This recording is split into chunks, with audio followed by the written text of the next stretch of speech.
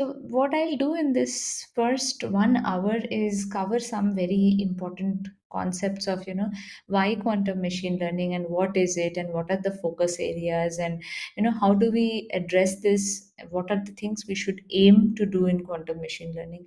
It is not like, quantum is a buzzword and it's an emerging field. Machine learning has its own share of success that we are seeing. So the mix of these two fields is going to give us something exciting. There are a number of places where we think that this intersection in these two interdisciplinary areas is going to be very very successful, but not everything we should try to answer or handle or approach with these kind of algorithms or aspects. So what are those areas, where should we focus? All of that should be the part of our first, say, 30 minutes of this discussion. I'll briefly mention the current challenges in quantum machine learning and why you don't see a lot of new quantum machine learning algorithms coming up in the last, say, 1.5 years.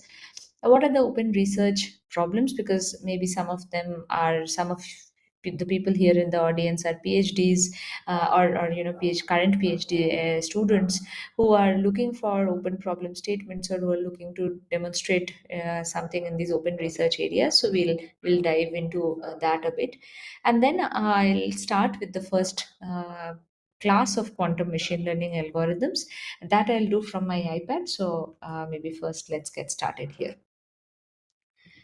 So, what, and even before what comes why, right? So, there is a lot of success that modern day deep learning is enjoying, right? So, deep learning, when we say it's neural networks enabled by all these parallel GPU clusters, so this huge compute power that these neural networks are getting, that leads to some of these key benefits that are modern day machine learning or AI has, right? And all of us are using, Chat GPT, Copilot, and all of those tools. So, we are very well versed about what it can bring to the table. Now, quantum machine learning extends this pool of hardware for machine learning by an entirely new type of computing device, which is our quantum computer. Right now, when we say that, okay, it has this massive, compute power that we hadn't, had before or known how to take the best out of. Right. So now, can we actually train quantum computers like neural networks? Or can we, systematically adapt the physical control parameters, such as, say, electromagnetic field, right?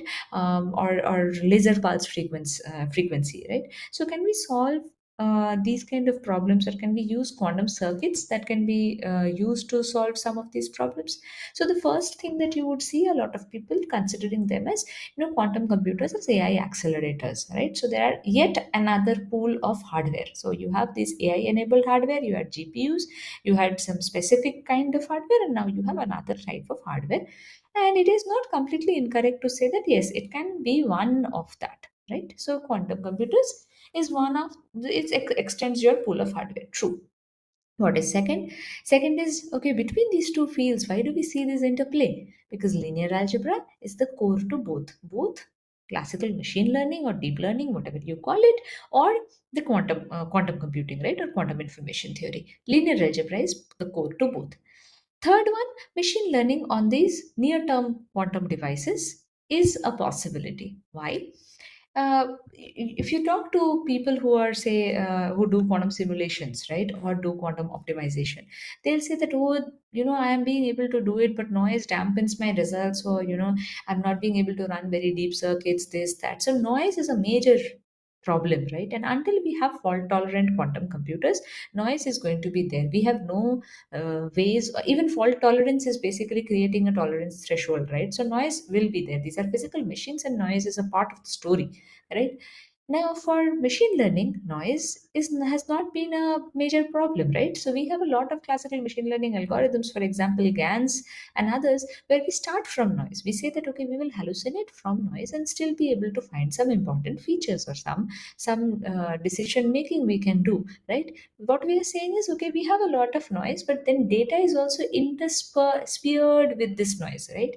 And our algorithms are powerful enough to find meaning and noise, find this useful separation between meaning and noise, right? So machine learning has noise as its friend. And that's what we are again going to see here, that quantum machine learning, noise is not a major disruptor for quantum machine learning, unlike quantum simulation or quantum optimization, or several other quantum algorithms, right? Then, what is the success criteria? When do you say that, okay, you have got quantum advantage? You see, when you have quantum advantage, when you have something, say, with higher accuracy than classical, higher efficiency, so it runs, say, faster or runs better than classical, or you say you have a very good explainability or verifiability, that I have a theoretical proof of verifiability, that okay, this is going to run every time the same, and in say these many, I have a lower bound for convergence, in less than these many number of iterations it should always converge. I have some verifiability and explainability also, right? So those are the factors that you can say that okay, I have all of this, and that's when I can say that this is an actual quantum advantage. Okay. I know that there are a lot of quantum advantage floating around in the market today, but so whenever you read an article, just take it with a pinch of salt and try to figure out for yourself, is this actually quantum advantage, right? Are there no classical systems that can beat this? If no, then yes, there is a classical, there is a quantum advantage. If yes, for some part of it, then you cannot actually say quantum advantage, however the ecosystem claims, right?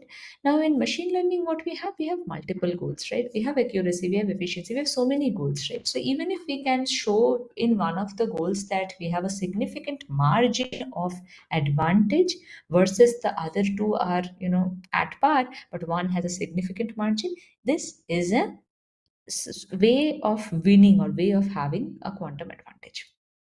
Now, differentiable programming is the basis for deep learning and is the basis for a lot of things in quantum information theory. But what is key is that the basic quantum circuit, or every quantum circuit that you run, are differentiable, right? And a quantum computer itself can compute these changes, right? So you can actually say that, okay, you are being able to control or change these control parameters by means of this code, right? Now, that's what I, that's what we initially said, right? That can we actually train these quantum computers like neural networks, right? That they can systematically adapt the physical control parameters to solve such a problem, and that could be used, say, for any type of task. For example, task like encoding an image into physical state of device by and taking some measurements, or and so on. Now, this is something that I mean, I think everyone here would have seen, and it's a widely popular thing. I think I missed the citation, or it is in black here. So basically, this is from Maria's book. So Maria School had published a book, and where she said that, okay, what is quantum machine learning? There are so many things that are possible within that.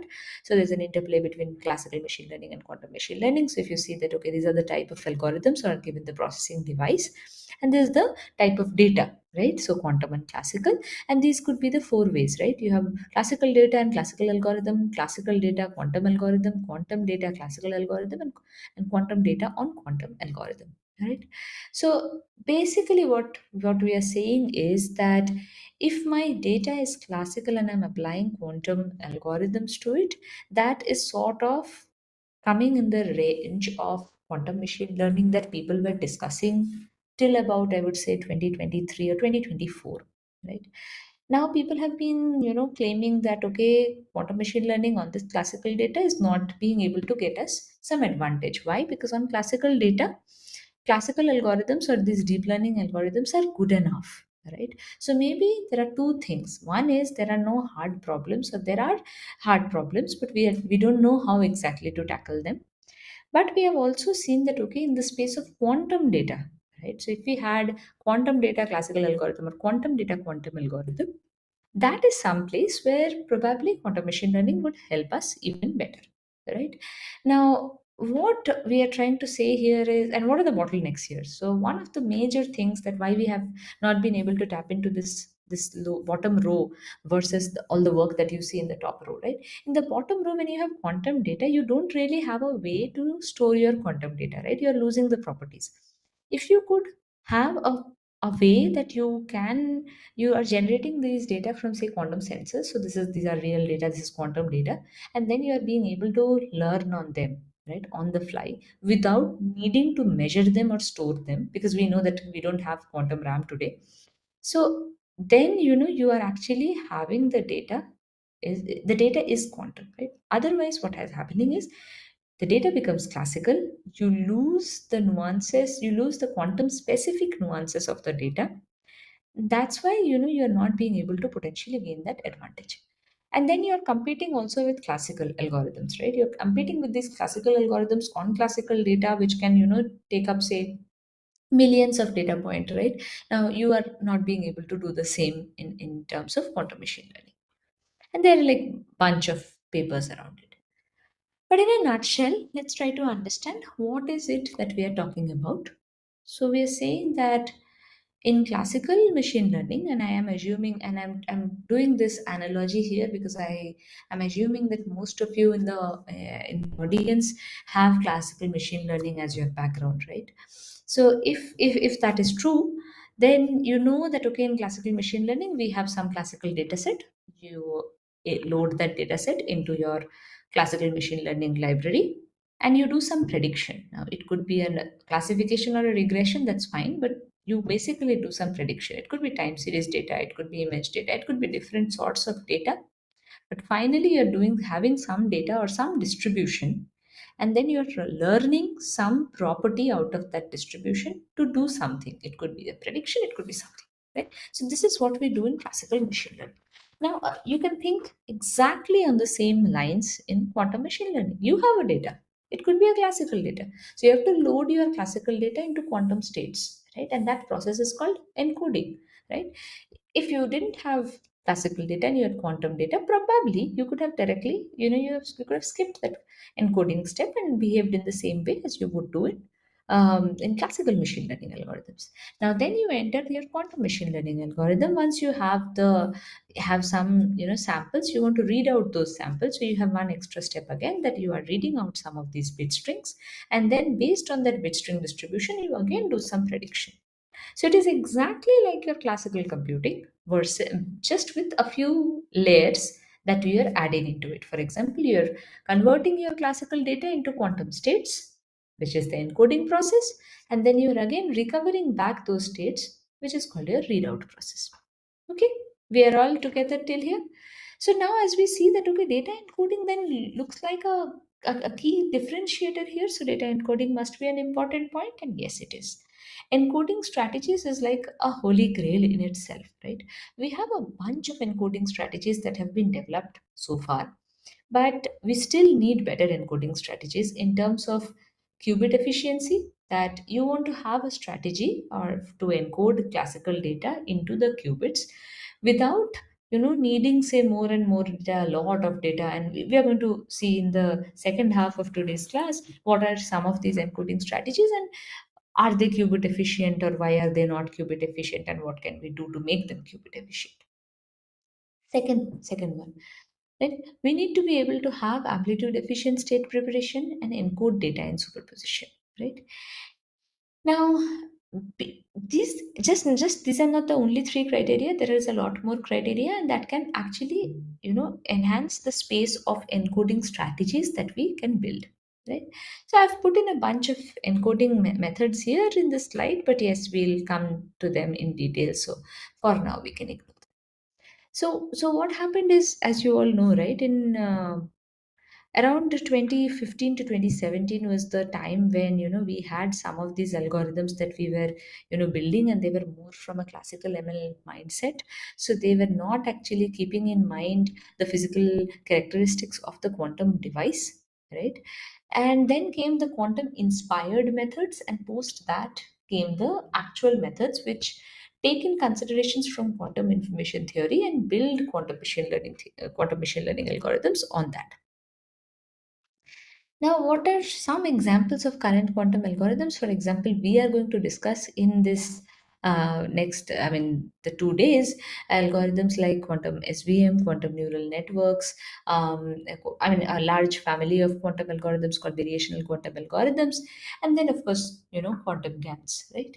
So most of you might know the classical counterpart of these algorithms. So I'll just briefly say what is the differentiator in each of them in the quantum version that we see, right? So, for example, in the quantum SVM machine, here the core the I mean the core component here is the quantum kernel estimation, right? So basically you're saying that take every two data points and then create a kernel, and I mean the entries of the kernel matrix each is an inner product of these two data points. Okay, and this kernel, if you can construct this kernel in a quantum computer which has access to a very large Hilbert space, then potentially in that very large Hilbert space, these points are closely aligned, right? So similar points are closely aligned, and different points are differently positioned, and so on, right? So you're saying that it can access a much higher dimensional space, right, versus what we could do classically.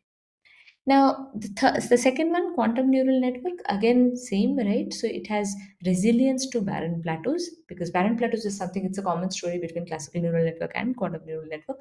But here we are saying that we have seen these resilience to barren plateaus. And we see that this model expressibility and expressivity both are higher than that of your classical machine learning.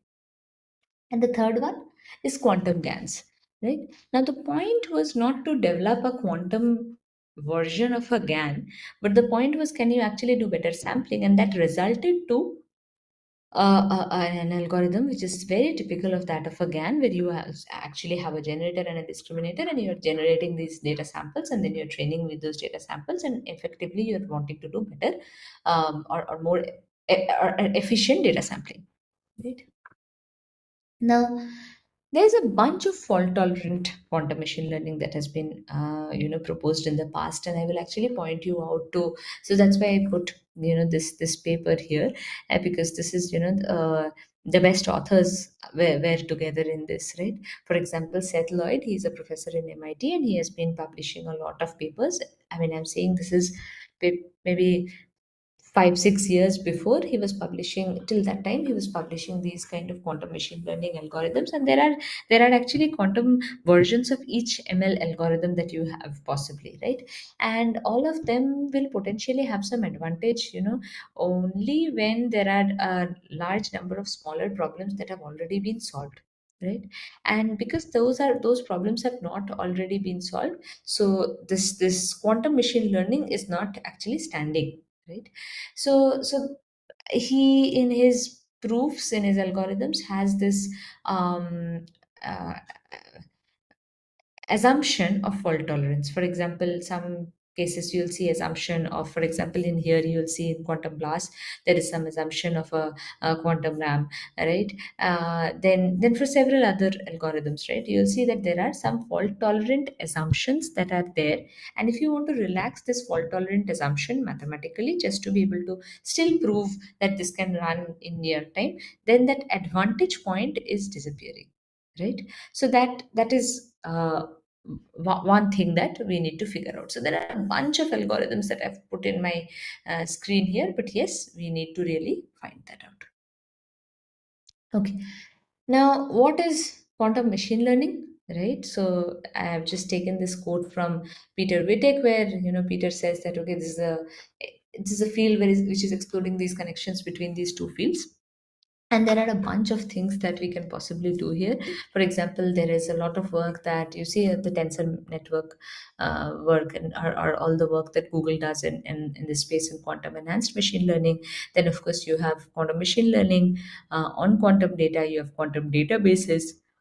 You have classical machine learning, that can I use classical machine learning for quantum problems such as error mitigation or error correction schemes, or the classical machine learning for experimental physics ideas, quantum control theory, and so many, right?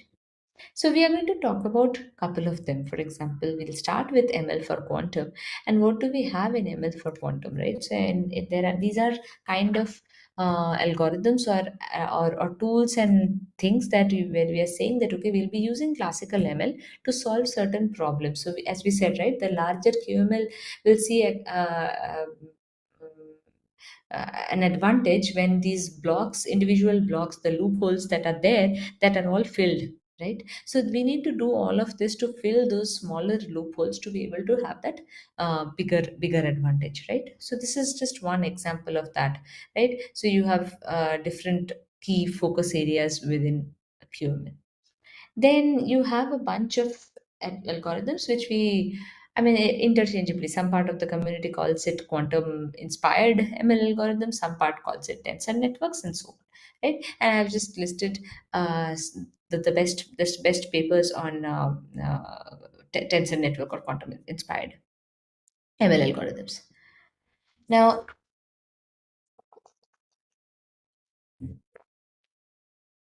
third one, where you see most of the work has happened, right? And that's why, the bigger size of the circle. So here you see these are the quantum enhanced or quantum ML algorithms that we have been talking about, right? Be it we had classical SVM, we have quantum SVM, we have quantum neural networks, classical neural network, we have convolution neural network, you have quantum convolutional neural network. There was one more algorithm which was called convolutional neural network. You have quantum graph neural network, quantum recurrent neural network, you have variational quantum classifier, variational quantum um, autoencoder, a quantum Boltzmann machine. So you name a classical algorithm and you have a quantum version of that, anyways, right? Now that's the speed of things that has been happening, like or people have been doing. Now then in this area, there's like a bunch of paper. For example, this first paper that you see, this is the 2019 paper which first proposed quantum enhanced kernel learning, right? So it's basically the QSVM paper from Srini. And then there were a bunch of papers around training deep quantum neural network, quantum GANs, quantum Boltzmann machine, quantum graph neural network. This is part of quantum neural network, and then artificial quantum neural network, quantum autoencoders, quantum convolution neural network. So there are like a lot of things that have been happening here, and if you are really keen and you want to learn and you want to follow them, then I would strongly suggest following, say for example, Stephen Warner, or Havlik or Kristen Tem. And along with that, you can look at someone like Alan Asperuguzik, right? So if you just go by these people and then search their recent publications, you'll probably get everything that you're looking for in this field.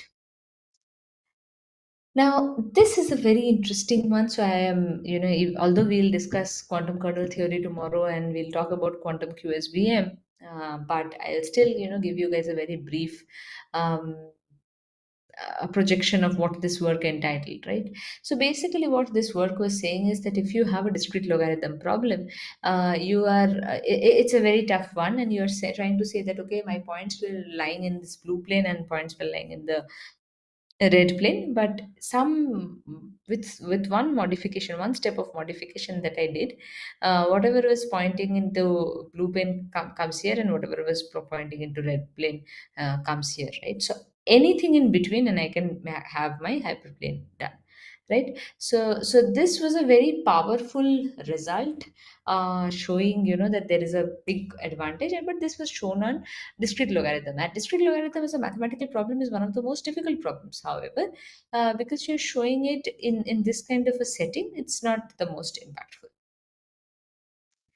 Now, I will jump on these QML use cases. Maybe I'll just show you very few things here. For example, one is there is a lot of time series data and time series predictions that have to be done by the financial area. And here, you actually see some potential things that quantum ML algorithms are doing better. For example, this is a study with Wells Fargo where we were using quantum hidden Markov models. So you have classical HMM models and you have quantum version of these HMM models.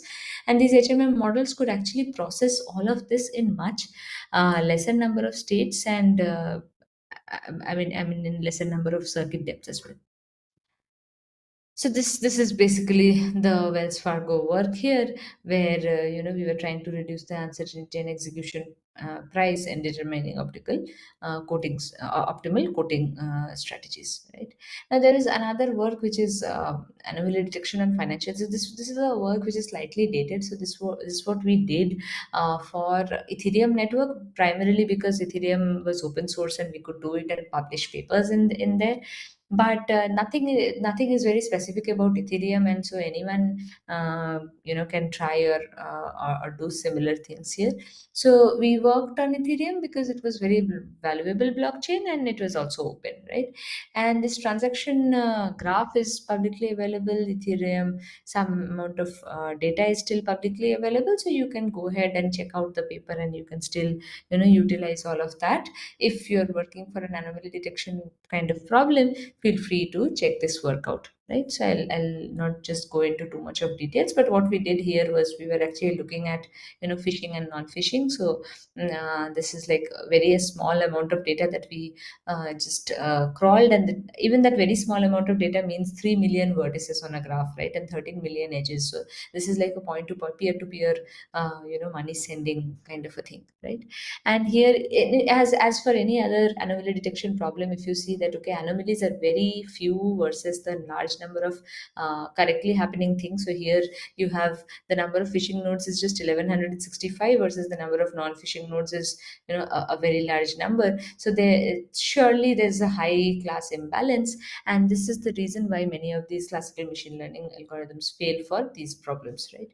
So what we did is we did some comparison. So we did classical versus quantum, and for quantum we use say both the algorithms that we are going to learn in these sessions. So today we are going to learn about variational quantum classifier or variational quantum algorithms as a class of algorithms, and tomorrow we are going to learn about QSVM, right? So in this work we actually optimized or benchmarked these two against a different bunch of classical algorithms such as LGBM, support vector machine, graph convolution neural networks, etc.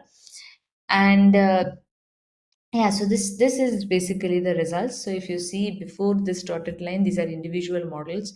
So if you see that the graph convolution neural network is the best result. However, here when you come to QSVM Qiskit, so this is like QSVM implementation at Qiskit, you see that this is actually quite close to that of the state of art, which is the graph convolution neural network, right? Now, one thing that we saw and we were doing at that point in time is, okay, how do I get an advantage? Because the end user, right? In this case, it would be banks and other financial organizations. They are only interested in being able to find or solve for this problem, right? So if you can give them, say, lesser number of false positives, they are more happier, and that's the graph that is on your right. That it's arranged by the number of false positives, and the lower the number of false positives, it's better, right? So I don't mind a false negative. So suppose I'm using my credit card in Mexico and you think that okay, it's being phished, you stop that transaction, that is fine. Rather than my actual transaction happening into a phishing person and it disappearing, right? So that's why we say that okay, false positives, the lower the false positives, the better it is.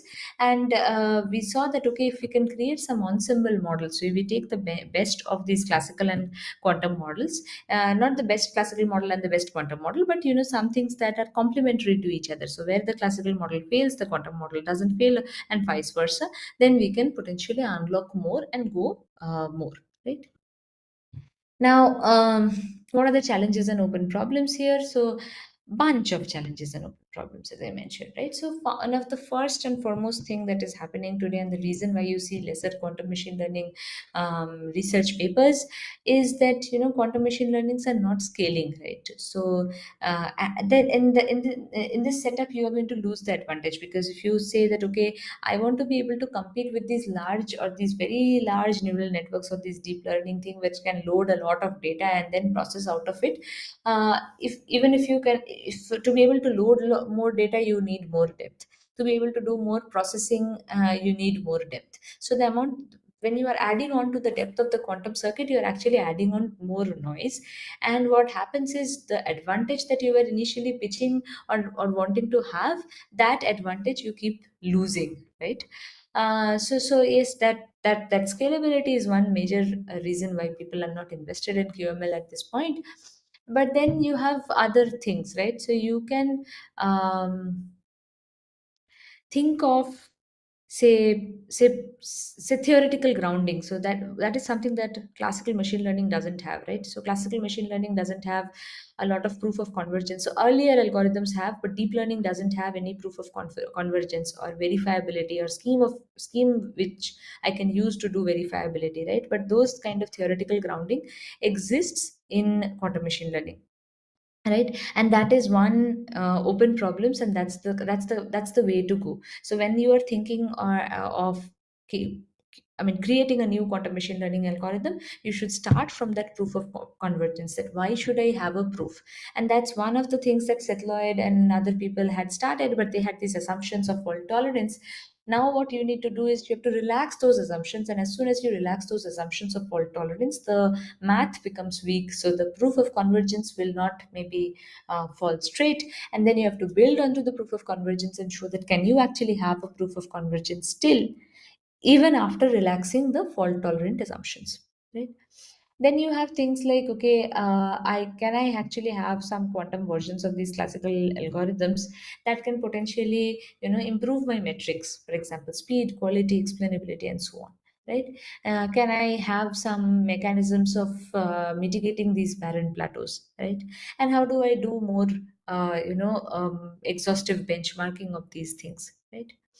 Now, while we say all of this, we should keep in mind that when I said there are four ways, right, I actually mentioned the first one is ML for quantum, right? So when you're using ML for quantum, there is a bunch of things that you can do, and these are all near term, right? While quantum machine learning's advantage, getting a quantum advantage, is some years left, right? But this is the point when we can actually fill in some of these problems in quantum using classical machine learning. For example, we can do better transpilation using say reinforcement learning, or can we better learn the noise models? Can we actually have an AI based error decoder? Can we use AI to do Qiskit code generation, and so on, right? There's so many possibilities where we can use AI or classical machine learning on the quantum problems, right?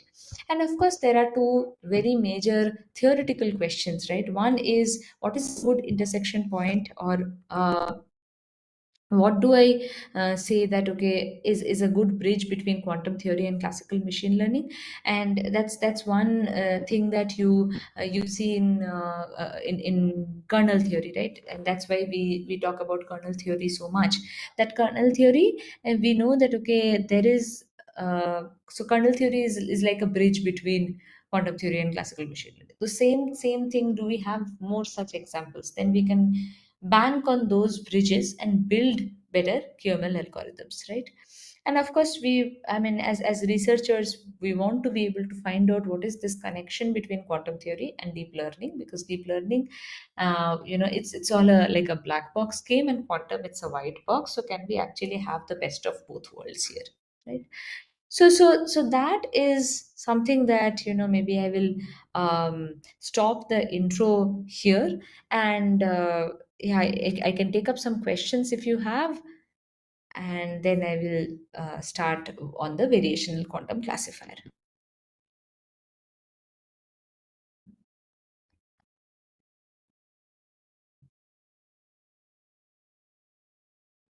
I couldn't see chat. Let me just stop sharing, otherwise I cannot see. Uh,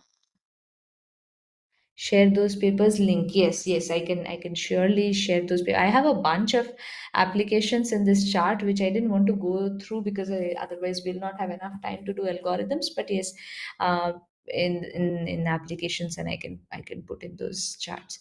And can you please compare ML versus QML accuracy? Yeah, so what is happening, the way we are looking at some classical data, and then we are comparing, we are applying, say, SVM and QSVM, or some classical ML algorithm and some quantum ML algorithm. So okay, so what is happening today is you will see some research papers that say that okay, I have a 5% improvement, I have a 7% improvement, and they call that a quantum advantage. The reason I say, or we all say, that that's not quantum advantage is potentially you can find a better classical algorithm that can give you that advantage. Until and unless you really know that what was the quantum principles, for example, due to superposition or due to entanglement you are getting this kind of a thing, or some improvement on the classical algorithm.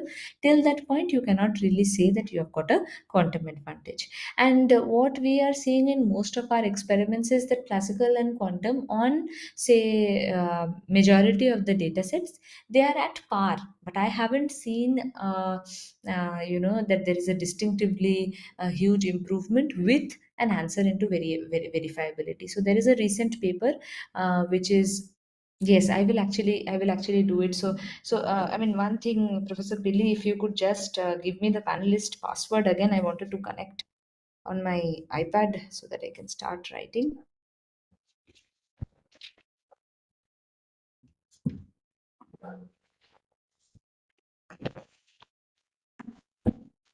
Uh, Professor Billy or Vikas, either of you could.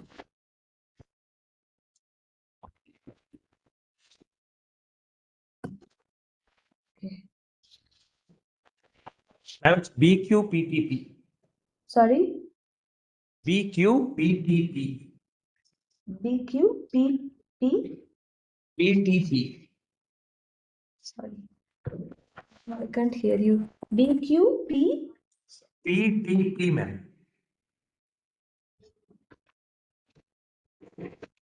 Could you please come again? Basic BQP. BQ Basic Quantum Programming. BQP standing for Basic Quantum Programming, T for Technologies, and P for Panelist, ma'am. Okay, thank you. Thank you. Right. TP. Okay, okay, thank you. I'm in.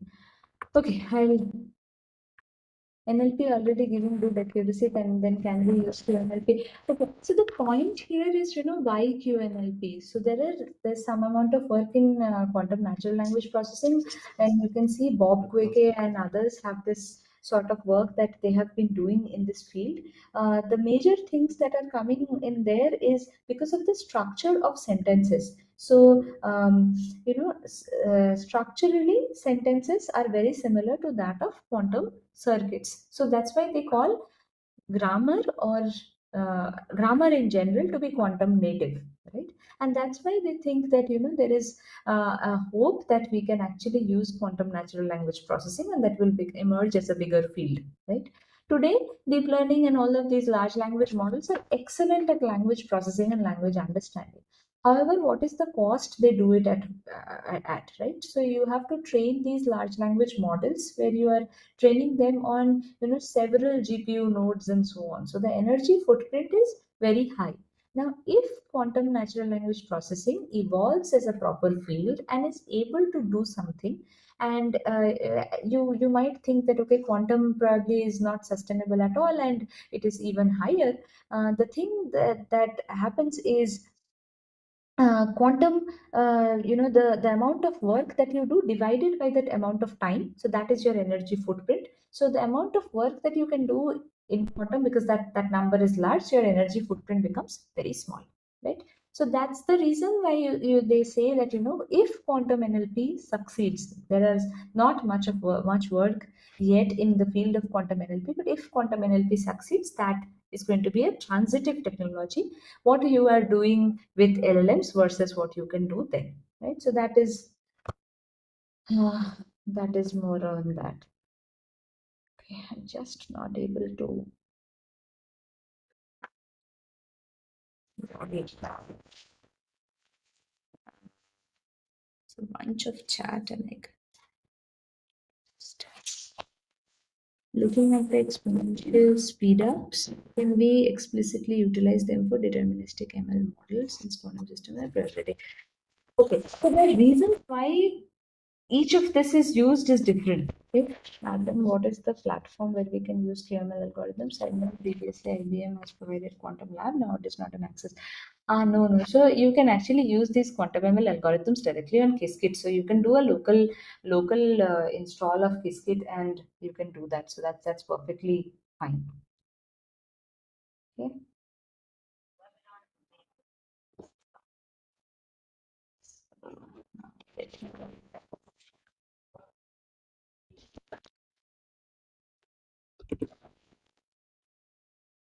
Okay. So now at least I'm here. I can probably share my screen.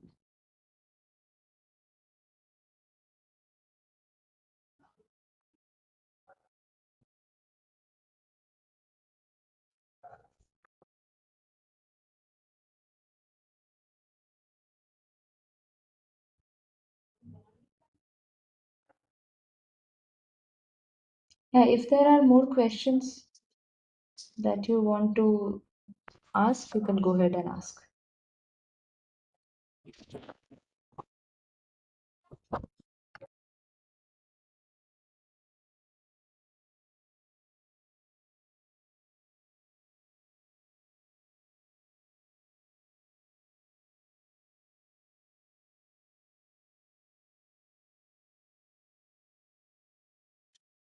You can see my screen and hear me fine, right?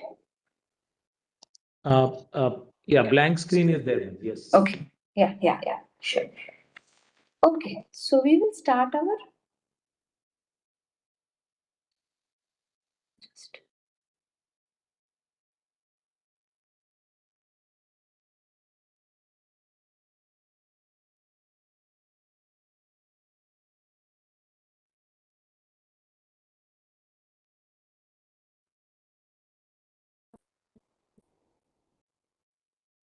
Uh, Ma'am, you're on mute. can you hear me now? Yeah. Now your voice. Okay. Yeah. Okay. So we'll start with the first group of algorithms, which we call as variational quantum algorithms. And we'll specifically look at variational quantum classifier, but uh, let's see why we are talking about variational algorithms in the very first place.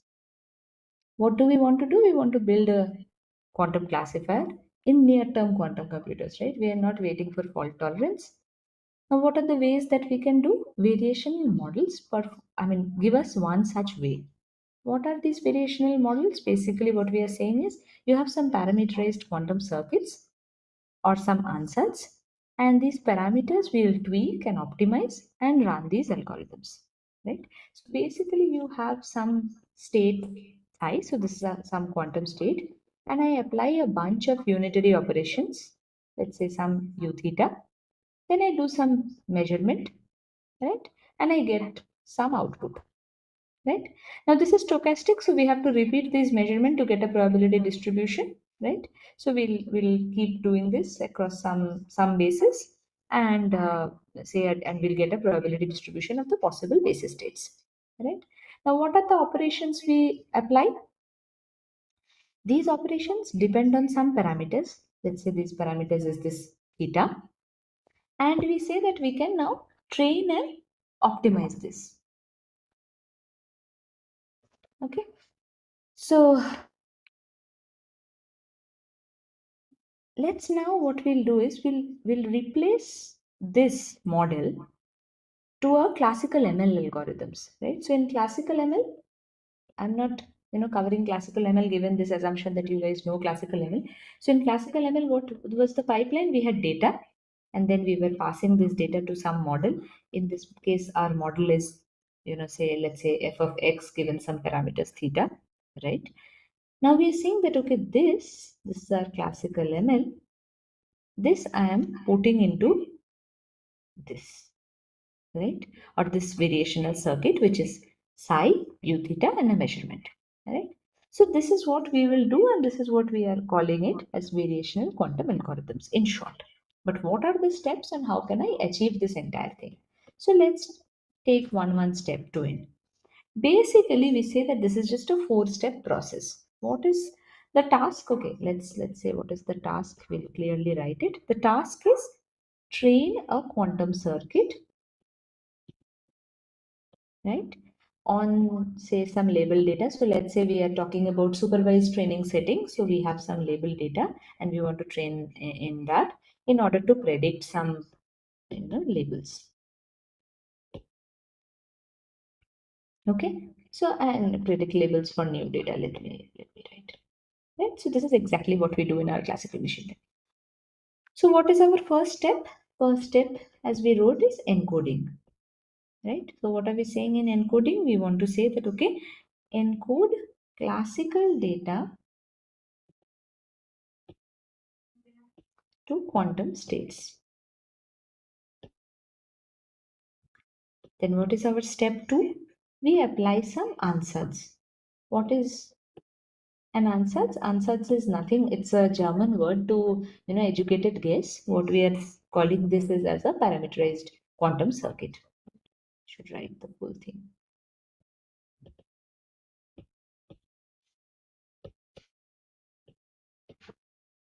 What is our third step? So once you have done till here, you want to now do a measurement. So you measure the circuit.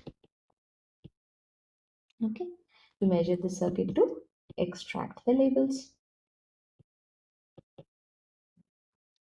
And once you have extracted the labels, you can now go ahead and optimize. So what we're trying to do here is we optimize to update the model parameters. This is exactly what we would do in a full algorithm flow. Be it any be it any variation quantum algorithm.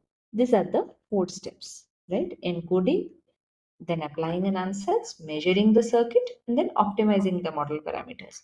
You can optimize this via different things. For example, you guys are all familiar with things like gradient descent and its variants, right? So we can do all of that. Now we'll just break down each of these tasks. Okay, so for example, we spoke about encoding as one. So now let's look at encoding. So data encoding. And we spoke about this, right? That this is a important box and so on in the beginning. So what do we do into data encoding, right? So data encoding, as I mentioned before, right, it's an open research area and nothing is the best known solution for every problem so far. But we have several data encoding strategies that has been proposed, and there's a lot more work to do, right? So first, let me just call them A, is basis encoding. What do I mean by basis encoding? I'm saying that, okay, you encode your computational data or your classical data into the computational basis state. So encode classical data to computational basis states. Right, so let me give you an example than this definition. So let's say you have we have 2 qubits. So what does 2 qubits and what is the so possible basis states would be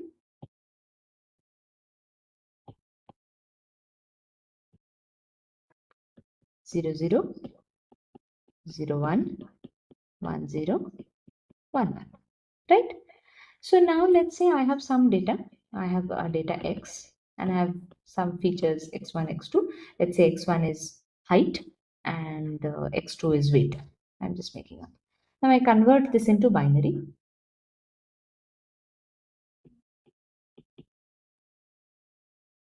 Let's say X1 is 0, 1, X2 is 1, 1, something. So let me set up a quantum circuit to be able to load this. So now I will say that, okay, 0, 0 is 0 likelihood. Right? 0, 1 is your X1. 1, 0 is again, 0 likelihood. And again, 1, 1 is your X2. So basically what you have done is you have encoded X2 like this and X1 like this, right? So what you have done is you have encoded your data into the basis states of these qubits, right? Now here what you are doing is you are saying that, okay, numerical data point and its value is experiment or is approximated by its binary representation. So actually we should write that. So in basis encoding of a numerical data point, because this is I'm considering this as a numerical data point. You can have different data types, remember, and there are different ways that you can encode, but for a numerical data point it is, approximated by binarizing it, right?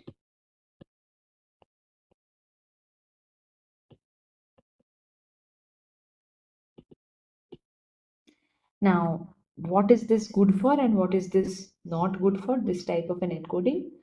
Let me change color here.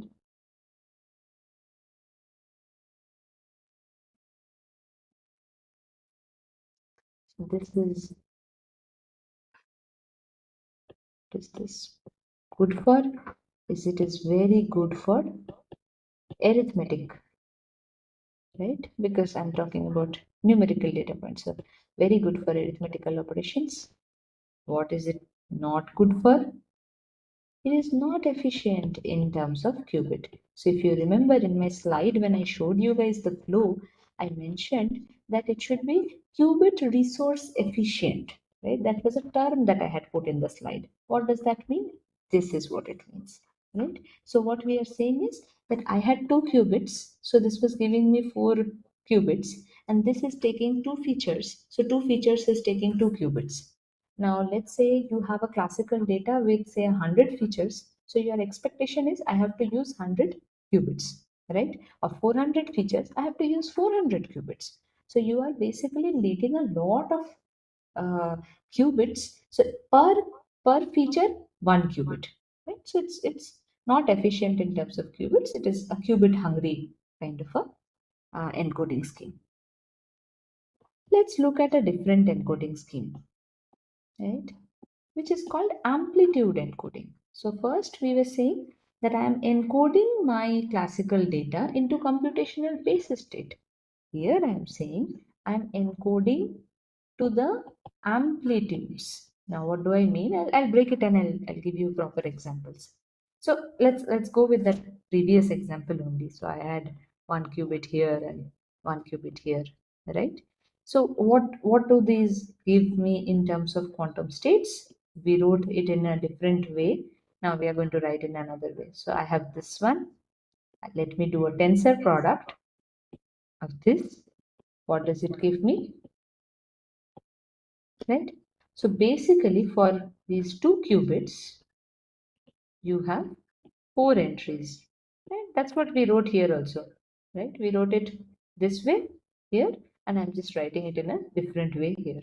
Okay, just to give you the guys different mathematical notations and help you imagine with different notations. So basically, how you know how you come up with this, right? So you call this as a 1 0, and then you have a tensor product. This is also a 1 0. So that's how this thing comes, right? So now you can think of this in terms of the Dirac notation, which you guys have studied before. So Dirac notations of tensor products, I will say that, okay, let me call one of this as psi, and let's say one of this is phi. So if I am doing a psi tensor product with phi, I, I mean a compact notation is this, but I can just break it down to say alpha 0 plus beta 1 tensor product, let's say gamma 0 plus delta 1, right? So basically you can just take them together here. Alpha and gamma, you can bring it here. Alpha and delta, then this one and this one. So you have beta and delta is 1 0, and then beta delta 1, right? So here you're seeing 4 terms coming. So basically what you see here is for 2 qubits, 4 entries. So if you have here 2 to the power n entries, so basically n qubits give you 2 to the power n entries, right? So 2 qubits were giving you 4 entries, n qubits is giving you 2 to the power n entries. Now that is making it more powerful, right? You are now encoding data into the probability amplitudes. That's why the name amplitude encoding, right? So basically, if you just want to redraw this, you will say that, okay, I had 2 qubits, both were in these states. This is my unitary, right? And this output state that I had, psi, let's say I have some probability. So let's say 0.8, 0.1, 0, and 0.1. It says to just sum to 1, right? So let's say x1 is this, then the probability amplitude vector needs to correspond with this. So this is what you say when you talk about amplitude encoding, right? So now your x1 is like this, right? Or features are like this. So here the clear advantage is that for n features, sorry, for um, 2 to the power n features can be mapped by n qubits. So 2 to the power n features can be mapped using n qubits. So this is a major pro, that it is qubit efficient logarithmically. So basically log n is what you are getting here, right? So this is like qubit efficient, but then this has other issues. Now let's come to another one, right? Which is, I think I've been marking them as ABC. So I'll call this as angle encoding. So as one of the questions that I see here by Kaushik, here where does ZZ feature map come into picture, right? So we are exactly to answer your question here, right? So now when we talk about angle encoding, right? Let's say I have a two-dimensional data, okay? It's a 2D data that I'm working on. Now in angle encoding, we need as many qubits, as many features, true.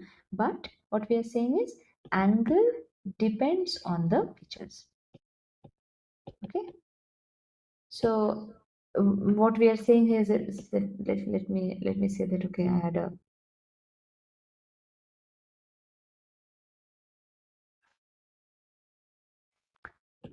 let's say I had x1 and x2, and I will actually, how will I translate this? This is basically on the same image that I was drawing for you guys before.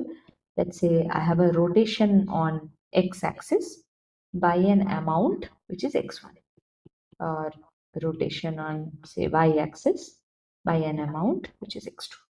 Okay. Now you can ask this question that, okay, y-axis, x-axis, we'll come to that, right?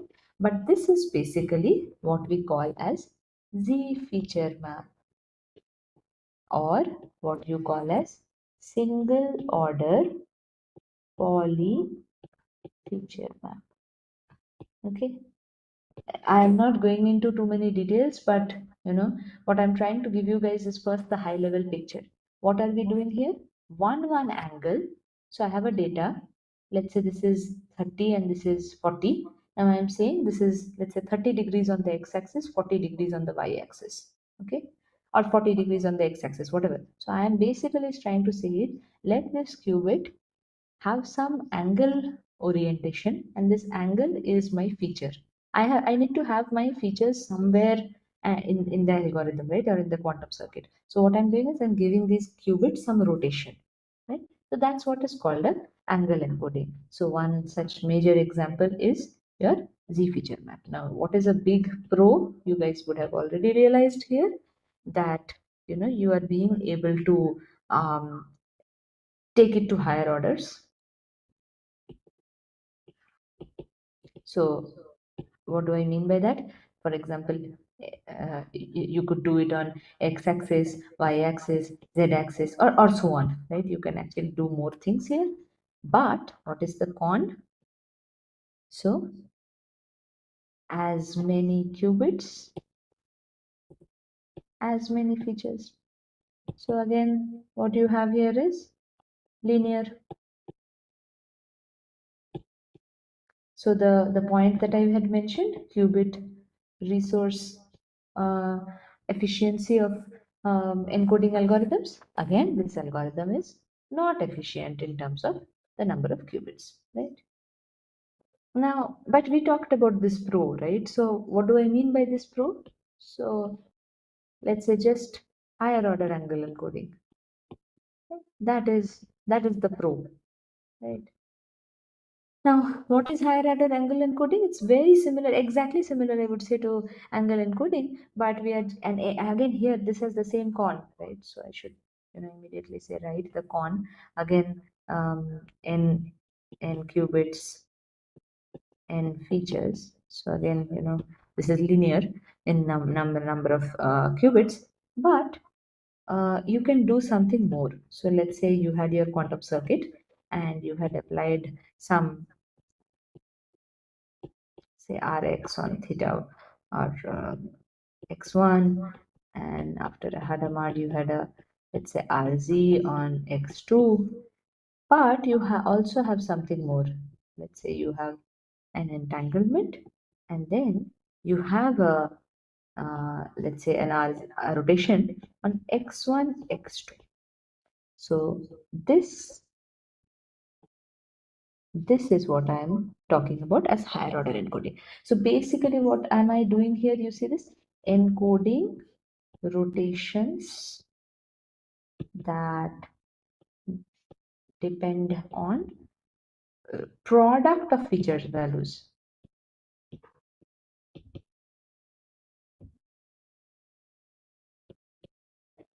This is very, very important, right? So now for all of this, one thing that you can do is, for example, you see from here to here, right? So this portion you can repeat multiple times, right? To have, say, repeat the number of encode. So this is called an encoding block. You can have multiple encoding blocks, right? That is increasing your depth of the circuit.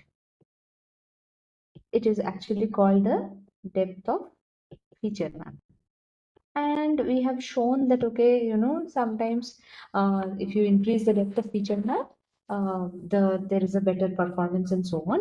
The theoretical reason is that you are actually able to encode more entanglement into the circuit, right? Now, often it helps, but will it always help for every application? No, that is not really true. So that's why there's no mathematical grounding on, more the entanglement, better it is. There's nothing like that. But yes, if the depth of feature map is increasing, or you have more number of encoding blocks, you can potentially learn better, right? But the point here is the value of higher order feature encoding. And here now what you are trying to do is, okay, I had a bunch of features. Some of these features I'm taking as angles, say x1 and x2 is here. Then I also have x1 and x2's product here, or maybe x3 somewhere here with x1, because x1 and x3 are closely related or something, right? So you have different ways of encoding your domain knowledge into the quantum circuit, right? So I will not go into, there are a bunch of other encoding mechanisms, but I will not keep going into encoding mechanisms. I just wanted to show you a couple of encoding mechanisms so that when you guys do this on lab, or you want to try running things on, say, some classical data set or some data set, you should be able to start with some encoding, and these are some existing encoding. There is a bunch of encoding functions that are available on Qiskit. Yeah, so you can just go ahead and use any of them. But yes, these are some encoding methods, right? So they will be under different names. So we have actually taken care of the first step. So we now understand, or we have some understanding. We have 4 ways of doing encoding, at least 4 ways, right? There are more, but I'm just, in the interest of time, we'll just look at 4 for now. What is the next step? applying an ansatz. So now let's go down and let's now look at point number 2, which is our ansatz. Change to black. So what is an ansatz? As we said that okay, we are just saying that okay, ansatz is just an estimated guess. So I am basically applying a variational model here, right? So how is the circuit looking for now? So I have a u of x, which is your encoder or encoding data. Hmm? And then you had passing it to say let's call it w, because everyone here would be more versed with classical machine learning, and classical machine learning weights are written as w, so let's write that as w. So basically here we are trying to do train and optimize, right? And post that we will use a classical optimizer, right? So that's why these algorithms are hybrid quantum classical algorithm, because this part is quantum and then the next part will be classical. So we will use some classical optimizer, we will have some measurement, and we'll get, so this is measurement, and then we'll get the output, right? So now let's say this portion, right? This portion is some ry of theta 1, ry of theta 2, okay, or some like we did as c naught, and so on, right? That is our ansatz. What is our ansatz job? Our ansatz job is to add in, it's a quantum circuit that can add some entanglement, right? Some entanglement, it could be pairwise, it could be all, like this if you're doing it like this is linear entanglement, right? You can also have, say, at the end, you can have like this. So then it becomes circular entanglement. That qubit 1 was entangled to qubit 2 was entangled to qubit 3 was entangled to qubit 4, and then again qubit 4 was entangled back to qubit 1. So this is called, so this till here was linear. As soon as I added this, it became circular. And if I say that, okay, it was actually like this, that one was connected here, this was connected to here, this was connected to here, and this was connected to here. So this is like all to all connection, and this is something that we call as full entanglement. So there could be different ways that you create these entanglements. So linear entanglement, circular entanglement, or full entanglement. But basically, you are doing some sort of operations in your circuit, and this is what could be a possible ansatz, right? So there could be so many ansatz options. Wherein you first have some rotation on the qubit, and then you have some sort of entanglement that you add, and you also have some, say some Hadamard. So you actually do Hadamard to get some superposition. So you had superposition first, and then you had entanglement now, which is total your quantum circuit or your quantum ansatz, right? Now you can have anything in the quantum ansatz, and one open area of research here is design optimization. Design optimization of ansatz. There is a work, this is Sukim's PhD work. This is Sukim. Uh, his full name, Suki Method, you can search. This is Alan Asperoguze.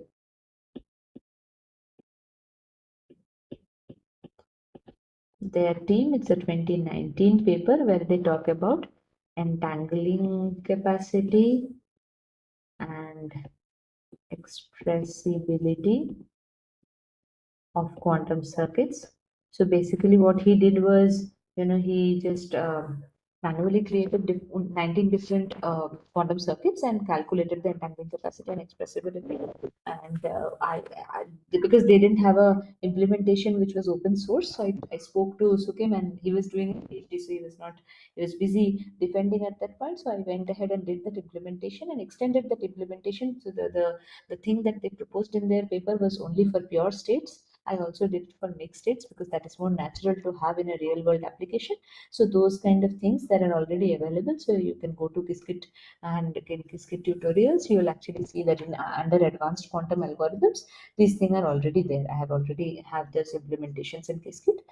So if you want, for example, you're creating your own quantum ML application, you use some of the encoding scheme, then you use your ansatz, and you want to figure out which ansatz is better. You're running a bunch of different ansatz or different quantum circuits. For each of the quantum circuits, you can calculate the entangling capacity, expressibility, and depending on whichever gives you the best result, you use that. And then you can also do some correlations, which I did, like to find out, is there a correlation between, say, the final accuracy on the problem with entangling capacity and expressibility. You can do it. So in this paper they also did something like this separately. So entangling capacity, what is the correlation of entangling capacity with final accuracy, correlation of expressibility with so is it like entangling capacity increases and always, the results get better and better? Now entangling capacity and expressibility itself are, you know um, uh, um, they don't have a linear relationship, to say. So often what happens is, as entangling capacity increases, your expressibility actually can decrease, right? So there are a bunch of constraints, but yes, you can actually have these things in your design optimization of answers, right? You can also, there's some amount of work where people are using classical reinforcement learning to choose the structure of answers. For example, we did some sort of a work wherein for at every point, right, at every point in the circuit, we say that, okay, I will add this gate, whether it is going to, decrease my overall loss function or increase my loss function. So if it is decreasing loss function, we keep this gate and add say a reward. And if it decreases my overall loss function, then we say that, okay, we don't add this gate and give it a penalty, right? And that is how at every point I keep growing, adding boxes, removing boxes, and that's how I finally grow and create this ansatz, which is specifically tuned on the particular application, right? So that is another one maybe I should mention here. So this is a reinforcement learning to choose answers or make it problem specific. So this is also a line of work that people are now looking up, because choice of answers is very heuristic, right? So you don't want a heuristic choice, and then you say that, okay, I'm not being able to get an advantage versus someone else is getting an advantage. Why is the difference? And then you say that, okay, the answers were different, but how did they come up with this answers? So they also probably, if they have also done it by, heuristics, they don't have a clear idea of why this answers worked, right? So calculating these kind of metrics for each answers and actually having a proper metrics problem driven are better ideas to pursue. Okay. Yeah. So now we have our first two boxes ticked, right? So now I have encoding is done. Then we have applied some answers. So we know that, okay, how there are ways to choose different types of answers, but we can get started with some sort of answers that we can work in picture. Third step now let's look at is measuring the circuit, right? Now measuring the circuit, very easy. So you are just saying that, okay, now I want to extract labels. So I will be measuring the circuit. So there are multiple options that are there in literature. So for example, if you just look at the paper that I had shown in the slides, right? I think the first one, which is supervised learning for quantum enhanced feature spaces, is the 2019 Nature paper. So there they proposed parity post processing.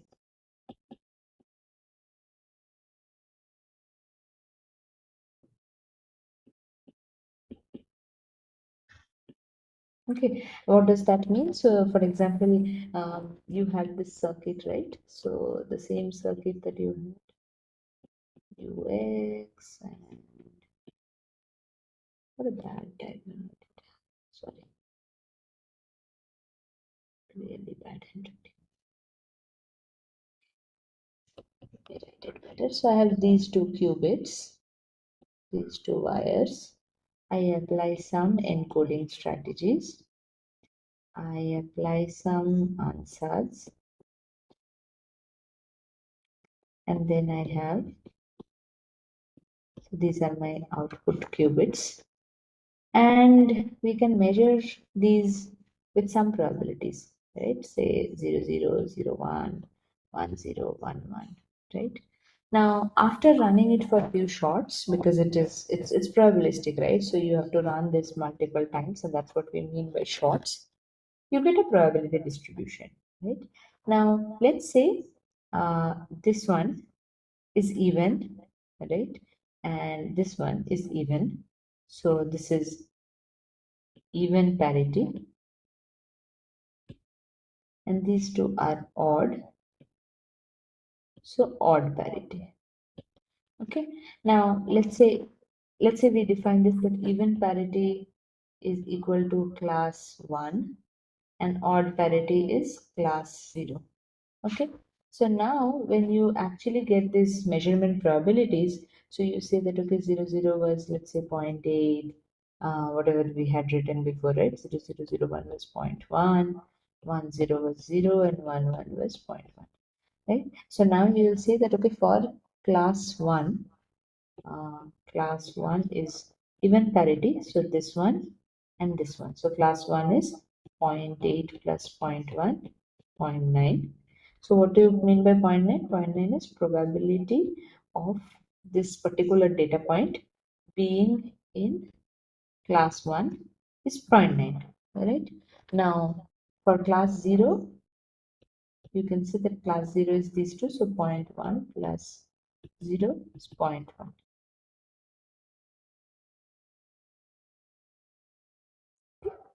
So then this particular class belongs to this particular point belongs to class 1. Right? So this is a way that I could extract the label. So the label was class 1 or class 0.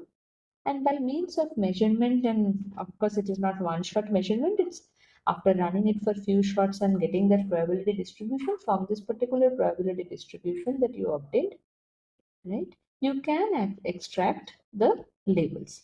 And this is just one way where we say this is say parity post processing. There are other ways. For example, you can just say measure the first qubit in some basis, so, say some z basis, computational basis, and you measure it somewhere between -1 to +1 on some threshold, and then you ignore every other qubit, right? So that is another way that so the measurement strategy would be, say, some rotations that you do before n and absorb it into the answers, right? And so on. So there are like multiple ways to do measurement or extract. Now again we'll say that okay, this is also ticked. So now we have ticked measurement. The fourth step is classical optimization. Okay, I'll just say optimization, but what we do in these variational algorithms is we actually do classical algorithms. Sorry, classical optimization.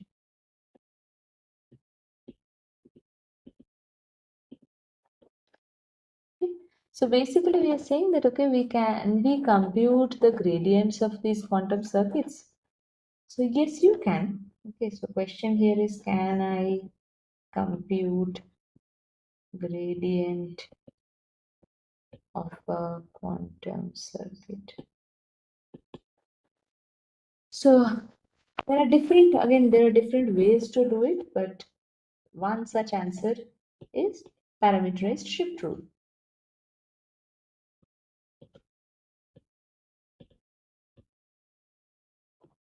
Right? So what are we doing in parameterized shift rule? For example, let's give a very similar thing here.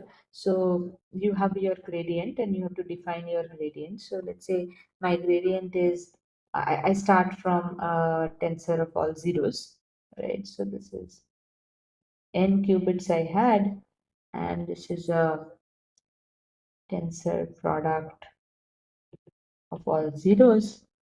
I pass this to um, some shift. I'm saying I'm shifting these parameters by classes. So shift parameters theta by a small value. So small value s, parameters theta by a small value s. You do a measurement and then you get something like, let's say, a y optimal, right? Now this is one part. this minus of the same thing, right? Again, you have a all tensor 0. You can have a u theta minus s. So again, some shift that you do, and then you measure them, right? And let's say this is a y, so theta minus s, and this is theta plus s. Okay, let's call this like that. So basically, you have these two, and you are doing a subtraction of them, and that's how you can get your gradient shift rule or parameter shift rule, right? Or you can get a gradient between these two, right? Now again, if you measure them and compute their difference, you have it, your answer, right? Now these shifts are macroscopic, right? So it can easily be seen or easily done in Qiskit, right? So that's I mean, again, I'm showing you one ways. There are more ways, and you could have different optimizations here. So you can actually do different types of optimization. For example, in Qiskit, you have several optimizers. One is called the Cobila. COBILA stands for constraint optimization by linear approximate optimizer. Then you have something called an SPSA, right? So on. I mean, you have so many ones. The SPSA is simultaneous perturbation of stochastic approximation. Each one has their own advantages and disadvantages, and there are so many other types of algorithms here. So COBILA is a numerical optimizer method. I mean, it's used where the derivative of the objective function is not known, right? And then again, SPSA has an advantage. For example, SPSA, you can approximate the gradient of quantum circuit without even computing it. So where for those particular cases where your gradient computation becomes too resource intensive, or in cases it is not possible, then in those cases we prefer SPSA. Of course, then you can also do, say, quantum gradients on hardware, and that's also something that is used. And in fact, Penny Lane has a implementation of that as well. Right? Now, SPSA is ideal optimization, but the good part it is robust to noise. I should write this: robust to noise, and iterative. So Cobila, if you say Cobila steps 100, so it is going to exactly run 100 times, and then it will give you. Okay, but in SPSA, it is going to run its own iteration routine. But yes, it is robust to noise, and that's why often it is preferred over others. Okay, so these are some of these optimization, I mean, and algorithms that you can run. But what you say is, okay, sorry, there were some questions. And can you show up the circuit again? Can you please scroll up? Yeah. Yes. So this circuit. So this circuit is the same. So it is basically, I was saying that, okay, I have two qubits. I'm applying some rotation or some encoding, and then I'm having some answers. Okay. So this is very much the same. I'm just saying that for each step. Optimist shift. Okay. Oh, this is not a circuit. I just drew it this way. What I'm trying to convey is what is a parameter shift rule, right? So it is similar to the finite difference method in classical. So you can say that this is a, okay, let me just call it circuit centric quantum classifier. So for circuit centric quantum classifier, you can definitely apply this parameter shift rule. What you are doing is how am I computing gradient? So gradient is computed as difference of, say, this and this. That's why I'm saying difference of this and this. Sorry, now I'm making it worse. Yeah. So basically, you had a all zero tensor. So you start with zero. So okay, given any quantum circuit, generally when we start with all qubits initialized to zero. Why do we do that? So that we have more control on the way we rotate them or the way we operate on these qubits. So we force them to a state of all zeros. So that's why I started with an all zero product, all zero tensored. So this is like tensored over n. So n qubits all in zero. I applied some parameters on it, and then I give some shift on these parameters. So I said that u theta plus s, so some small value s I added it, and some small value s I did a reduction here, and then I'm saying that okay, this is the this is what I can call it a shift up, and this is a shift down, right? So basically you're trying to create a difference, and then what will you do is you will, so first step is compute gradient, which is difference of shift up and shift down. That is step one, right? Then what you do is you measure and then compute the difference. Right. Now these shifts are macroscopic, so they can easily be done in Qiskit or anywhere, right? So that's what so that is basically a parameter shift rule, right? But you can do this optimization in several algorithms. That's why I started mentioning Cobila and SPSA. So there are some optimization algorithms which are gradient based. There are some optimization algorithms that are non-gradient based, right? And there are some which are more susceptible to noise. There are some which are more robust to noise. So depending on your application, you have these choices to make, right? So what kind of encoding algorithm I will use, what kind of so just to summarize here, right? So what kind of encoding algorithm you will use, what kind of answers you will use, so computational basis states how you will measure, or how will you optimize them, right? So all these are open choices that you have, right? So that's how you design an overall variational quantum classifier. And given the small examples that I gave you, right? And you see in say the extract label one, right? This is how we can easily do a classification between class one and class zero.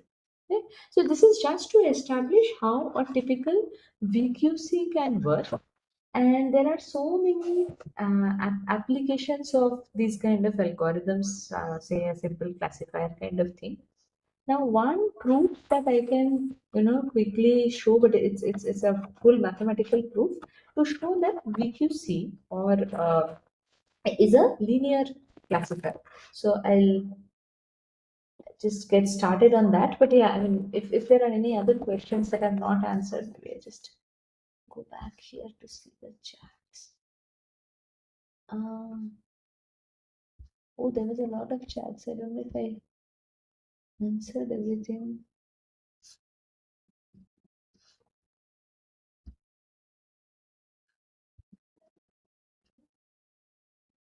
Hey, folks, if you want to unmute and ask, you can go ahead and ask, because I was sharing screen. I couldn't see all the questions, but I hope I answered several of them. Okay, this one is, when do we classical ML and quantum ML? In case of simulation of a problem, will it give better performance in case of quantum in all cases, or in all types of problems? Okay, no. So simulation is a different set of algorithms. ML is a different set of algorithms. So given your problem statement, right, that is how you choose. So if you're working on a simulation problem, you'll definitely try to do simulation algorithms and not ML. And if you are trying to do a prediction algorithm, right, where you can use classical ML algorithm, and you are seeing that okay, classical ML algorithms are getting stuck in say a 60% regime, right? And no matter how many types of algorithms you use and what kind of fine tuning you do, your performance is not increasing. And it is not something about this particular test set, but even if you choose some other test sets, you still have the same problem, because there is some discerning capability problem that you are unable to figure out. So those are problems that clearly say that okay, it is hard to discern for a classical machine learning algorithm. So those are problems that you can potentially look at from a quantum machine learning lens. But for a, say, for example, I've seen a lot of people, and there was this Qiskit Fall Fest in IISc, and I was I was there, and there, some people were presenting some quantum machine learning, I think the QSVM variants on MNIST and fashion MNIST. Right now, that is not very valuable, right? The reason is simple. On MNIST, you are already at 99% accuracy. Why would you apply quantum ML there, and what is your expectation there? Right, versus if you had some other problem, right, which is way more complex. For example, there are a bunch of problems in healthcare life sciences, like, we are trying to exactly isolate our tumor, right, or find better drug pathways, and there we are using, say, quantum machine learning algorithms. The reason why we are using there is classical level algorithms are not being able to discern beyond a certain point, right? So, for example, for CAR T cell therapy, the state of art, classical state of art is convolution neural network, which is around 54, 55%, right? Now, from there to when we use some quantum convolution neural network, now quantum convolution, and that is a like a 7 billion parameter model, right? The classical CNN model. Now in quantum, with some hundreds of parameters, I'm not even going to thousand regime, right? With some hundreds of parameters, you're being able to get that same number, right? Now, if you extend your number of parameters a bit more, or maybe made your quantum classic convolution neural network even more deep, then potentially you could have unlocked more value and would have had a significant jump from where you are, right? But we don't see that huge jump. Now, a recent paper, I don't know if you guys know about, there's a work with HSBC. There, they show instead of an a finance problem, where they show that there is a 34% increase in accuracy of that, of that prediction problem, that they were predicting some bond closure. So that is that there's a 34% improvement, right? And they did it on different folds of the data at different time. So it's not that, okay, on one quantum processor you are getting it, and maybe the noise in that processor was low. They did a data different times so that they can have different samples, different noise samples, or different noise profiles. They did it across two different quantum computers, and they consistently got this improvement, right? So there are places where you are seeing that your classical is struggling in the realm of 60s, and there are reasons why classical is not being able to do better. Maybe multiple reasons. One is, it's not being able to take to such high dimensional Hilbert space where your quantum machine learning algorithms can. So there are certain examples where, for example, in this HSPC one, there's a 34% improvement over the base algorithm. So there are these kind of things, right? Okay, so any other question? The book for reference. Quantum machine learning, there's not many books. So there's one book from Maria School that is supervised quantum machine learning. It's called by Maria and Francesco Petronosci, Maria's advisor. So that book is probably the only book I would say in quantum machine learning. Okay, so now since there are no more questions, so we'll just close on variational quantum classifier by means of one last thing here, wherein I'm trying to give you guys a mathematical proof that VQC is a linear classifier. Right? So I'm giving you upfront what is the output, what is the thing that you will finally achieve, right? So here you are saying that you had a f theta of x, which you can break and write in terms of density matrices. So you can say this is phi of x, and you had your w, zw, and then you again have your phi of x, right? So basically this is your h. So basically you're trying to write it this way, that you had your phi x, you had your h, you had your phi x, right?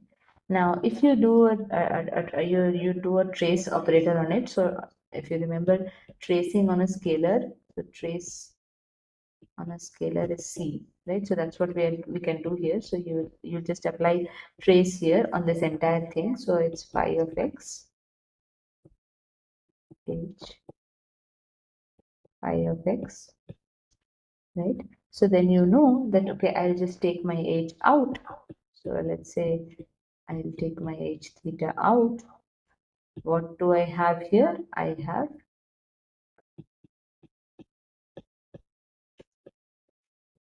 a density matrix,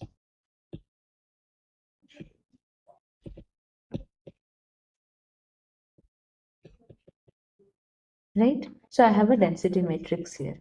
Now I know that this density matrix is in some dimension to the power n.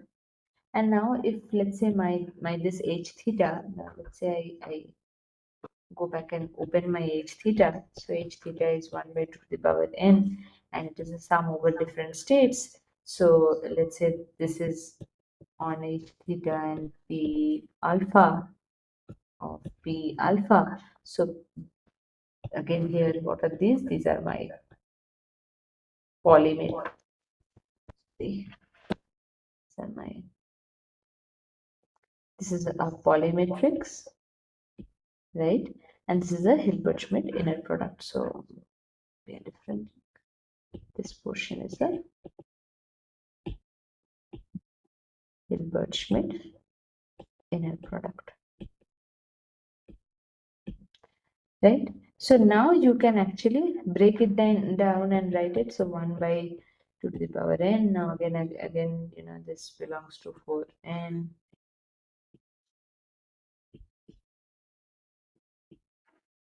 And I am just using the trace operator again here. So I will say trace of h theta p alpha p alpha, right? So now that, okay, I can actually call, and this is my phi of x, right? Now tracing this is linear. So okay, maybe I should write these assumptions here. So you know that when you have these two probabilities, say p of alpha and p of beta, and you trace them. So if alpha equal to beta, if alpha equal to beta, or these are identity, you know you'll get just 2 to the power n. And if alpha not equal to beta, then you get a 0, right? So this is,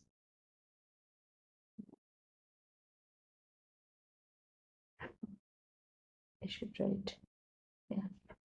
This is the thing, right? Now, so that what does that mean here is, if I had to give a sign of it, right? So if I had to write my initial fx, so I'm going back here, right? Now I have all of these individual values, and I'll just plug them back in my f of theta of x, right? So here I had this trace of h theta into phi of x, right? So I can just write this as 1 by 2 to the power n, sum of, again, the same things, right? That alpha belongs to 4 of n. I have this h alpha theta and phi alpha x, right? Now again, this is the same thing. This is your inner product, right? So now what you can just open all of this, and then you can write the final line. What is my label of x? Apply a sign 1 by 2 to the power n, sum over h alpha and phi alpha. Of course, you'll have that extra term, but that's okay. So basically, what you are getting here is this component, right? So now you see that actually a linear. This is a bias term that you can forget, right? But this part is a linear classifier.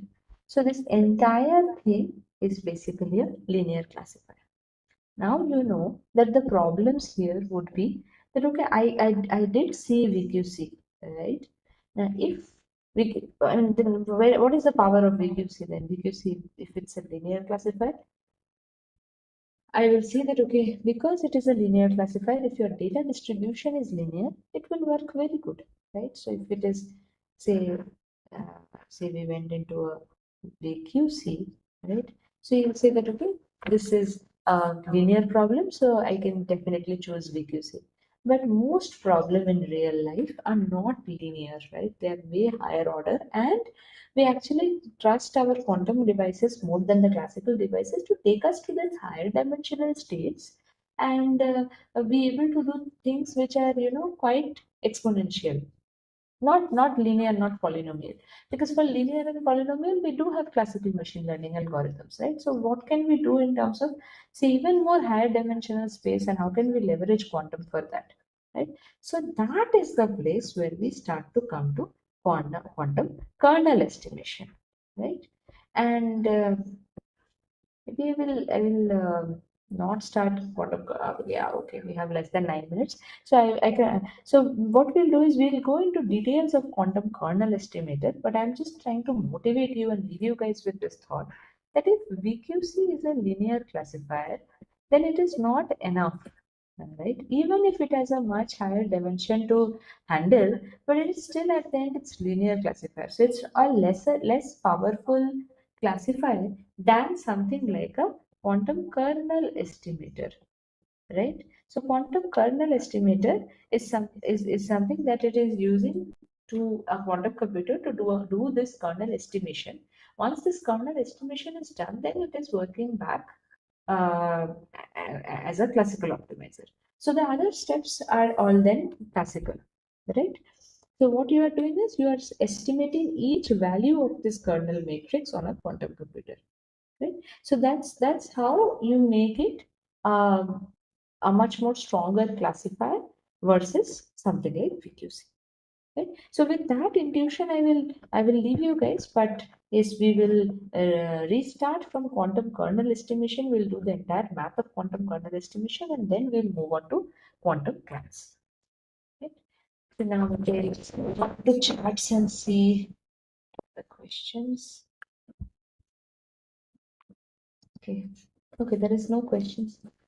Now any link to study for quantum. Uh, yeah. So Maria's book and research papers is what I would suggest. Okay, so there are a bunch of research papers that I can. So one place to start is the 2019 paper. Okay, so this is the Nature paper 2019 from Srinivasan Arunachalam, right? I can send those links to Professor Pili and he can, circulate that. And uh, yeah, I mean, in Qiskit we have most of these things compiled in a course called QML course, right? So you have not just these algorithms, but a bunch of other algorithms. So yeah, you already have the algorithms, the codes, and everything in quantum machine learning library, right? So there is a GitHub repo called Quantum Machine Learning. It is not maintained anymore by IBM, so it is maintained by STFC, and who has not been, I think, maintaining it at the same pace as IBM changes things in Qiskit. But yes, I mean, most of the things still work, so you should be able to go ahead and check the tutorials and learn things about it and apply it on any of these research problems that you have. So please share this document. Yeah, of course, I will share these class notes with all of you. But yeah, I mean, the most important thing here is, and we are going to discuss this in Srini's paper also, that okay, what is the best way to, to go from such a small dimension to a way higher dimension, right? So in that 2019 Nature paper or 2018 Nature paper, they have this proposed that this is a classification with quantum enhanced feature spaces, and they propose different strategies to come up with a quantized version of a support vector machine, right? So yeah, so those are other things. Also, one more encoding strategy which I wanted to cover, I didn't cover. I just put it here in the notes so that anyone who is interested, you guys can look at it. So if this is D, then maybe something like an E. So that is called a quantum random access coding, QRAC. Okay. So the advantage of QRAC is there could be ways of doing QRAC. This is again a paper in 2005, right? The first paper came, and then of course there was a lot of build work on that done recently. But basically, you're building a quantum feature map for discrete data, and the advantage here is you can encode, say, so there are multiple types of QREC. So for example, you have something called a 3 to 1 QREC, 3 to 1 QREC, and then you have something called a 2 to 1 QREC, and so on. So basically, you're saying that okay, two classical bits I will encode in one qubit, three classical bits I will encode in one qubit, and so on. So these are the kind of things that are already established and available in public research, and we have actually tried multiple of them. So there is a paper which says that 4-1 QRACs don't exist. The reason is 4-1 QRACs exist. You can actually have four qubits mapping into four classical bits mapping into one qubit. The problem there was not about existing. The problem there was, the if you do a 4-1 QRAC, the probability with which you can read them out is less than 50%. So if something is less than 50%, that means it's not good enough at all, right? Versus 3-1 QRAC, I think it's 0.78 is the probability, and 2-1 QRAC is 0.85, right? So this is the probability to read the bits, the classical bits out, right? So you just don't encode it. You have to have the readout with a very high probability, right? So the reason why I mentioned this is qubit compression. So it's actually doing qubit compression, or it is more wiser in terms of the qubit resource utilization, unlike say a higher order angle encoding or angle encoding or basis state encoding. This is wiser in terms of the qubits used, but still smaller. And there is more possibility. So you would ideally say that okay, can I not map say 10 or a significant chunk of classical features into the same qubit, right? Theoretically, it is possible. So why can I not do that classically? But I mean, yes, you have to come with a mathematical proof that the proposed algorithm has a high probability of getting the bits back, right? So here we are saying 0.78, and here we are saying 0.85, so it's already dropping. At 4-1, I think 4-1 QRAC was less than 50%, and of course, less than 50% is like 50% chance that their data is corrupted. Then that is not something that you would want, right? So that's why they titled the paper saying that 4-1 QRAC is not possible. So yeah, I mean, okay, I still am not saying that this is a holistic thing of encoding. These are still 5 encoding methods that I have shown, and there are of course more encoding schemes. But at least with these 5 encoding schemes, you now have sufficient knowledge. And if you want to have your own quantum machine learning, you want to build an VQC on some data set or something, you can go ahead and do it. Okay. Okay, please share this document. Yes, I will. Ma'am, does memory quantization also happen in VQC? No, not needed. So here the steps are clear, right? So, oops.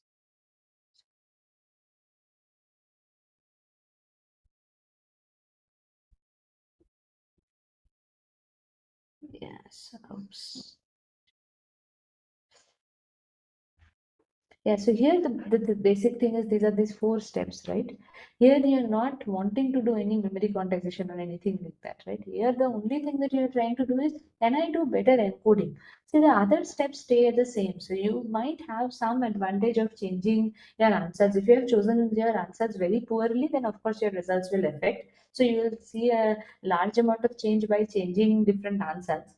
But you will also see a large amount of change by changing different encoding schemes. So now if you say, ask me the question that what is more important, is it encoding schemes or answers? It's a very hard call, because all these 3 components, the encoding scheme is very important, the answers is very important, and your classical optimizer is also very important. If you have a relatively higher noise, then probably SPSA is a better encoder than in any other algorithm. So these are the choice factors, those 4 steps. Just remember the 4 steps: your encoding, your answer selection, and the way you are doing your classical optimization, step 4. So basically, step 3 is just measurement and extracting label. So step 1, 2, and 4, these are the most important part, where you can make your VQC better than say classical neural networks. And we have had several, applications, and where we have run a lot of quantum circuits, and we have actually even shown significantly good results with VQC. Even though mathematically you can prove that VQC is a linear algorithm, even VQC can do significantly well across application tasks. So yes, in AI, we use quantization techniques to fine tune AI. Yes, yes, yes. So here you're not looking at LLMs, right? So here, think of this in this way. So LLMs, you have this transformer as your base units or these connected pieces where you have some attention and some heads. Now think of a quantum circuit replacing that, right? And still, can you actually have your final classifier, right? So LLMs are a different giants. We are not talking about LLMs at all. These are okay. One way that people think of comparing between them is, that okay, these are black box and these are white circuits, and they are probably more easier to understand and debug and those things. But I would still say that these are two very different animals. Okay, LLMs are a very different animals, and quantum circuits are very different animals, and it's really baseless to have an analogy between them. Okay, so if there is no more questions, then maybe I can stop here. I will share this notes and some paper links to Professor Pillai. Yes, ma'am. This can be saved as a, I think, as a notepad, and Yes, then maybe we can convert it into a PDF. Yeah, something like yes, that. Yeah.